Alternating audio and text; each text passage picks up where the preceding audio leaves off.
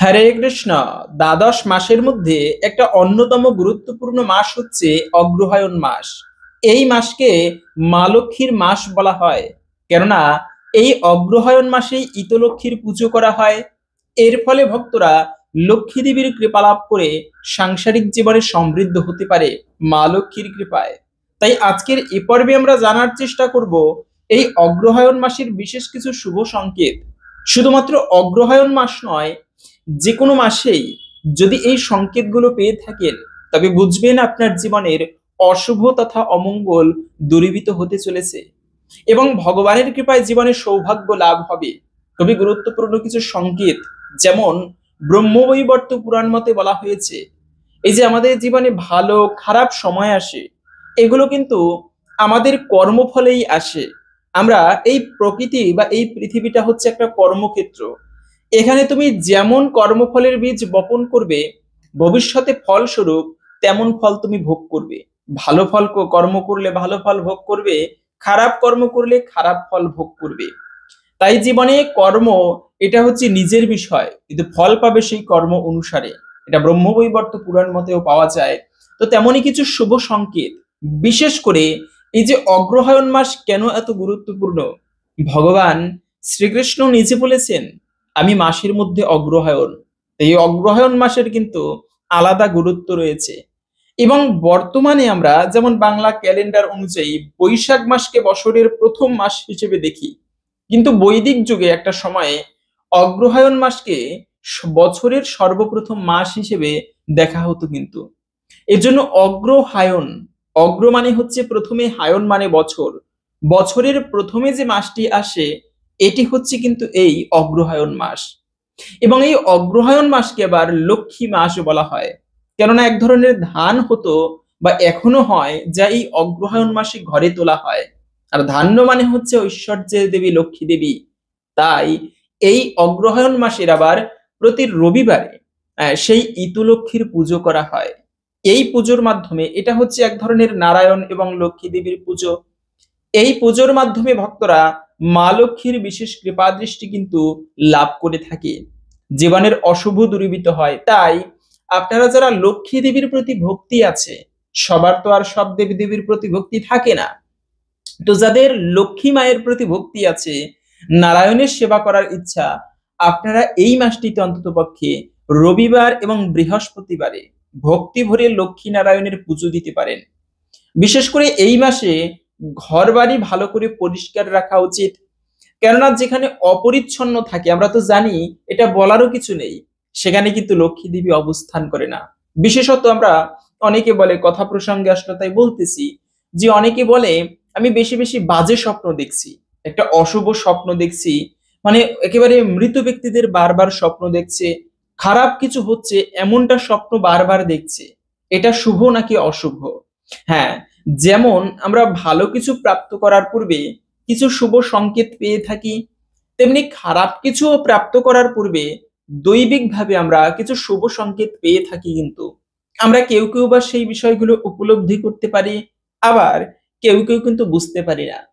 তার মধ্যে একটা সংকেত হচ্ছে অশুভ সংকেত, যে বারবার স্বপ্নের মধ্যে মৃত ব্যক্তিদের দর্শন করা, অথবা স্বপ্নের মধ্যে আজে বাজে কিছু দর্শন করা।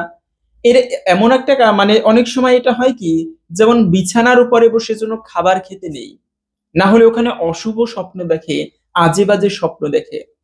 আর একটা কারণ, অনেক সময় ঘর বাড়ি অপরিচ্ছন্ন নোংরা থাকলেও কিন্তু বাজে স্বপ্ন দেখে বেশি। এজন্য ঘর বাড়িটা পরিষ্কার রাখতে হয়, না হলে সেখানে অলক্ষীর বাস হয়।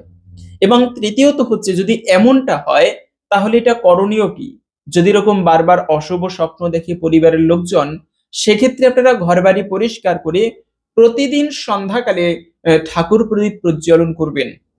যে বাড়িতে সন্ধ্যা পুজো হয় না, ঠাকুর ঘরে প্রদীপ প্রজ্বলিত হয় না সন্ধ্যাকালে, সেই পরিবারে কিন্তু অশুভ এবং অমঙ্গল আসে, সেখানে অলক্ষ্মী বিরাজ করে, লক্ষ্মী দেবী কিন্তু অবস্থান করে না।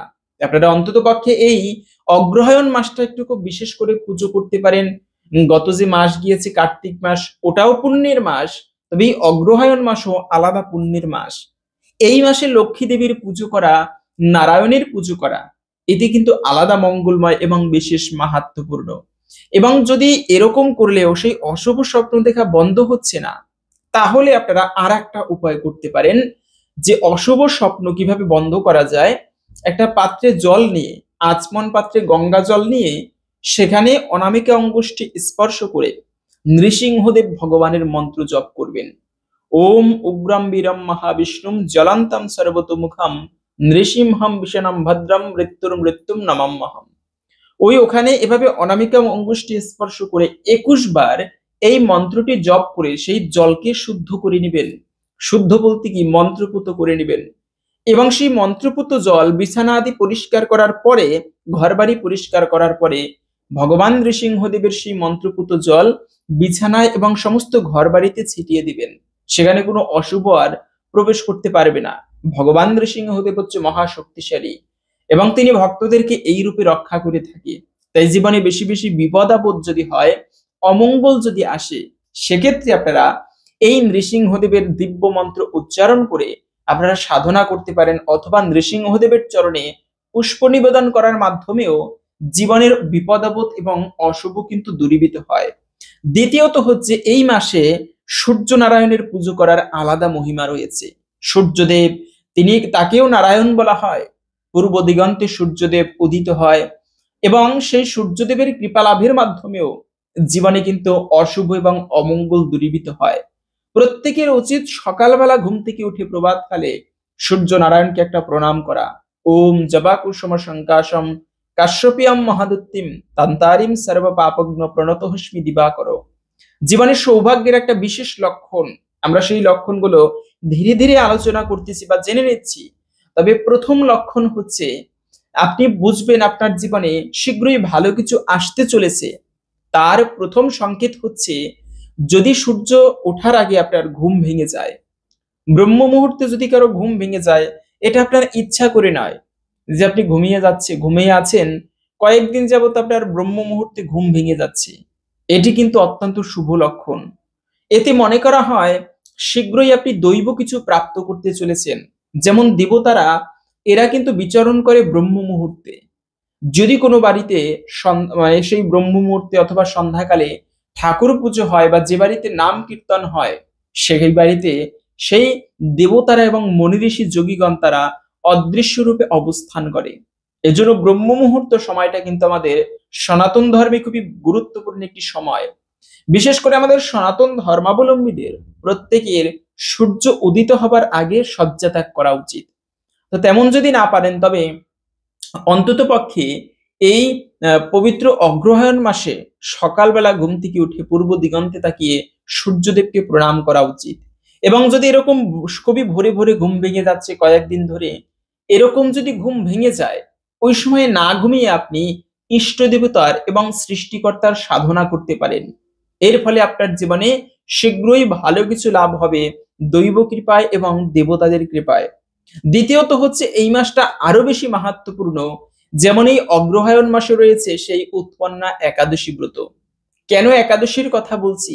যদিও বা উৎপন্না একাদশী ব্রত এবছরে কার্তিক মাসে পড়েছে, তথাপিও এই উৎপন্না একাদশী, তা হচ্ছে অগ্রহায়ণ মাসের কৃষ্ণপক্ষের একাদশী ব্রত। এবং এই উৎপন্ন একাদশী সাক্ষাৎ ভগবান বিষ্ণুর শরীর থেকে আবির্ভূত হয়েছে বা উৎপন্ন হয়েছে। এবং ভগবান নিজে ঘোষণা করেছেন, যারা মনস্কামনা পূর্ণ করতে চায় তাদের জন্য একটি শ্রেষ্ঠ ব্রত এই উৎপন্না একাদশী ব্রত। যারা এই ব্রতটি ভক্তি ভরে পালন করবে, এদের সমস্ত মনোবাসনা পূর্ণ হবে এবং জীবনের সমস্ত অশুভ পর্যন্ত দূরীভূত হবে। তো এই অগ্রহায়ণ মাসেই, একে তো হচ্ছে ইতু পুজো রবিবারে করা হবে, দ্বিতীয়ত হচ্ছে উৎপন্না একাদশী ব্রত রয়েছে, এবং তৃতীয়ত হচ্ছে মোক্ষদা একাদশী ব্রত রয়েছে। এই মোক্ষদা একাদশী ব্রত পালন করলে জীবনে যারা মুক্তি লাভ করতে চায়, এই জগতের সংসার চক্র থেকে উদ্ধার পেতে চায়, এদের জন্য একটি শ্রেষ্ঠ ব্রত হচ্ছে এই মোক্ষদা একাদশী ব্রত। তো যাই হোক, এখন আমরা জেনে নিচ্ছি এক এক করে পবিত্র সেই সংকেতগুলো। জীবনে ভালো খারাপ আসার পূর্বে আমরা প্রত্যেকেই কিন্তু সেই লক্ষণ বা সংকেতগুলো দৈব কৃপায় পেয়ে থাকি। যেমন আমরা কেউ কেউ উপলব্ধি করতে পারি, আবার কেউ কেউ বুঝতে পারি না। যুধিষ্ঠির মহারাজ তিনি, এই যে অনেকে বলে থাকে এই অশুভ লক্ষণ বা শুভ লক্ষণের কথা শাস্ত্রে কি উল্লেখ আছে? ভাগবতের মধ্যে পাওয়া যায়। তো সেখানে ভগবান শ্রীকৃষ্ণ যখন চলে গিয়েছে, তখন যুধিষ্ঠির মহারাজ তিনি এই অশুভ লক্ষণগুলো দর্শন করেছিল। যেমন যুধিষ্ঠির মহারাজের বাম অঙ্গ কম্পিত হচ্ছিল। অনেকের আছে দেখবেন চোখের নিচে কম্পিত হয় বা লাফাতে থাকে। তো যুধিষ্ঠির মহারাজের এমন হচ্ছিল। শুধু তাই নয়, চতুর্দিকে কুকুর বিড়াল শিয়াল কান্না করতেছিল। ভাগবতের মধ্যে পাওয়া যায়, যদি বাড়ির আশেপাশে কুকুর শিয়ালে কান্না করে, এটি কিন্তু একদম শুভ নয়। শীঘ্রই ওই স্থানে খারাপ লক্ষণ বা খারাপ কিছু আসতে চলেছে। এজন্য কুকুর বিড়াল শিয়াল কান্না করা এটি খুবই একটা অশুভ সংকেত। এবং যদি পুরুষের ক্ষেত্রে, যদি কোনো পুরুষের বাম অঙ্গ কম্পিত হয় বা লাফায়, এটি কিন্তু শুভ সংকেত নয়। পুরুষের ক্ষেত্রে বাম অঙ্গ কম্পিত হওয়া অশুভ, এবং মেয়েদের ক্ষেত্রে ডান অঙ্গ কম্পিত হওয়া অশুভ। পাশাপাশি হচ্ছে শারীরিক গঠনের ক্ষেত্রে, যেমন অনেক সময় বলা হয় বা জ্যোতিষশাস্ত্র মতে পাওয়া যায়, যদি কোনো ব্যক্তির শরীরের গঠন প্রণালী দেখেও বলা যায় ব্যক্তির ভাগ্য কেমন হতে পারে। যেমন যদি কারো কপাল উন্নত হয়, উন্নত নাসিকা মানে নাক দেখতে খুবই উন্নত লম্বা এবং প্রশস্ত কপাল, কপাল খুবই প্রশস্ত হয়, এ ব্যক্তির ভাগ্য দৈব কৃপায় ভালো হয়, সাধারণত এমনটা বলা হয়েছে। তবে খুবই বাস্তবিকভাবে যদি এই লক্ষণগুলো পেয়ে থাকেন, তবে বুঝবেন আপনার জীবনে সৌভাগ্য আসছে। তার প্রথম সংকেত হচ্ছে বাড়িতে যদি কোনো ব্রাহ্মণ আসে। ব্রাহ্মণ অতিথি, অতিথি দেবো ভব, নারায়ণ হচ্ছে অতিথি। যদি এমন হয় যে আপনার বাড়িতে অতিথি এসেছে বা কোনো ব্রাহ্মণ এসেছে, যথাসাধ্যভাবে তাকে সেবা দেবার চেষ্টা করবেন। কেন, হয়তোবা কোনোদিন কোনো নারায়ণও অতিথি রূপে আপনার বাড়িতে পরীক্ষা করতে আসতে পারে। এরকম অনেক কাহিনী পাওয়া যায়। নারদ মুনি এবং নারায়ণ অনেকবার পরীক্ষা করতে ছদ্মবেশ ধরে ভিখারির বেশে গিয়েছেন। এজন্য গৃহস্থের যারা, তাদের একান্ত ধর্ম হচ্ছে বাড়িতে অতিথি আসলে তাকে একান্ত ভক্তি ভরে সেবা দেওয়া। যেন ওই অতিথি বা ব্রাহ্মণ অথবা যদি বৈষ্ণব আসে, আপনার তেমন কিছু আপ্যায়নের মতো নেই। হয়তোবা আপনি আমিষ খান, বৈষ্ণবে তো আর আমিষ খাবার গ্রহণ করবে না। হয়তোবা আপনার বাড়িতে ফলও নেই, কিন্তু সাধ্যমতো আপনি এক গ্লাস জল হলেও তাকে আপ্যায়ন করবেন, হাসি মুখে ব্যবহার করবেন। না হলে বলা হয়েছে, যে বাড়ি থেকে কোনো বৈষ্ণব অথবা ব্রাহ্মণ কষ্ট পেয়ে ফিরে যায়, ওই বাড়ির সমস্ত পুণ্য ওই ব্রাহ্মণের সাথে গমন করে। কিন্তু যদি কোনো বাড়িতে ব্রাহ্মণের আগমন হয় এবং সেই গৃহস্থ ওই ব্রাহ্মণের সেবা করে, যে কোনো ব্রাহ্মণ নয়, সৎ ব্রাহ্মণ, যে কোনো মানে অসৎ ব্রাহ্মণেরও এরকমটা নয়, সৎ ব্রাহ্মণ এবং ভিখারি যদি কোনো বাড়ি থেকে প্রসন্ন হয়ে যায়, ওই বাড়িতে দেব মানে দেবতার কৃপা হয়, লক্ষ্মী দেবী প্রসন্ন হয়ে থাকে। এটিকে অত্যন্ত শুভ একটি লক্ষণ বলা হয়েছে। দ্বিতীয়ত হচ্ছে, যদি এমন হয়, এটি আর একটা খুবই গুরুত্বপূর্ণ সংকেত, প্র্যাকটিক্যাল। তা হচ্ছে, আপনি ঠাকুর পুজো করতে বসেছেন এবং ভগবানের চরণে পুষ্প নিবেদন করেছেন। ভগবানের কাছে আপনার মনস্কামনা হয়তোবা দুঃখ করে জানাচ্ছেন ভগবানকে, এবং সেই মনোবাসনা পুজোর শেষে ভগবানের কাছে প্রণাম করতে গিয়ে, সেই মনস্কামনা জানাতে গিয়ে যদি ভগবানের চরণ থেকে যে পুষ্প আপনি নিবেদন করেছিলেন, সেই পুষ্প যদি খসে পড়ে আপনার কাছাকাছি আসে, তবে এটিকেও অত্যন্ত শুভ এবং মঙ্গলময় বলা হয়েছে। এতে ভগবান একে তো আপনার সেই পূজায় অত্যন্ত প্রসন্ন, দ্বিতীয়ত হচ্ছে আপনার সেই মনোবাসনা এতে একটুকু হলেও পূর্ণ হবে।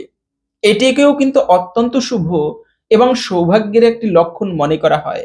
যেমন আপনারা অনেকেই জানেন এই বিষয়গুলো, এই যে কৃষ্ণদাস কবিরাজ গোস্বামী ভগবানের কাছে প্রার্থনা করতে গিয়েছে, ভগবান বলেছে তুমি চৈতন্যের লীলা বর্ণনা করো, মানে শাস্ত্রের লিখো, তুমি ভালো কবি, তুমি ছন্দের মধ্যে এই চৈতন্যের লীলাকে ফুটিয়ে তোলো।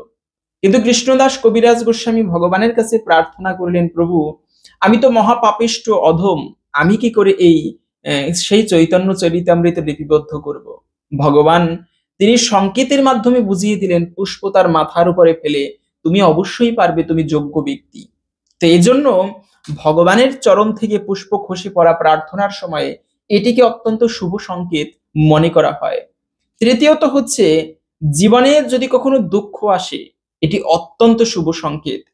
আপনি ইতিহাসে যত সাকসেসফুল ব্যক্তিদের দেখবেন, তাদের পিছনের জীবনীটা একটুকু পড়বেন, তাদের জীবনে কষ্টের মাত্রা ততটাই বেশি ছিল।